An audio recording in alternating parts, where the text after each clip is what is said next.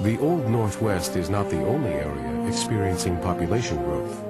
In parts of the Old South, overplanting and erosion force ambitious farmers to search for more productive land in the South and West. What Whitney's gin does is to make the plantation system feasible in the inland South. It used to be that the only kind of cotton in America that would grow needed a very simple kind of gin to sort of squeeze the seeds out, but it would only grow on the coast of South Carolina and Georgia. The invention of the cotton gin was designed to separate the fibers from the seeds of a special kind of cotton that would grow everywhere.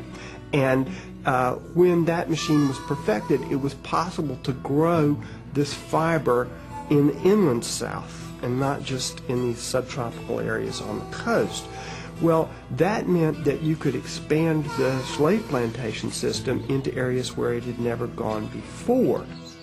Cotton demands fairly large plantations, and so the workforces grow, and the size of black communities who are on individual plantations becomes fairly large.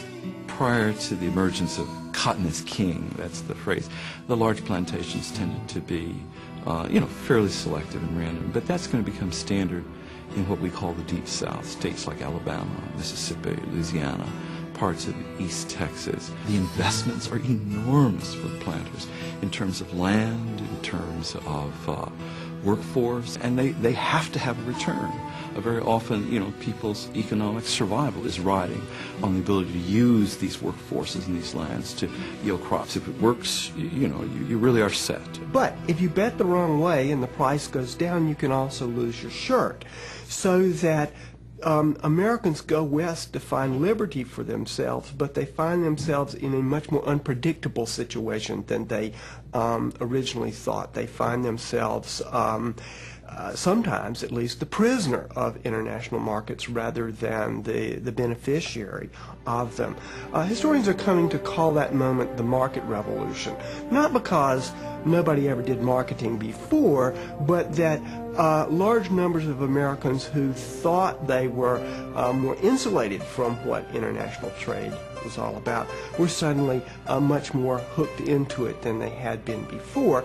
This offers tremendous opportunity for some people and tremendous risks as well. So it's this liminal kind of a scary moment where things could go either way and you just don't know what might happen.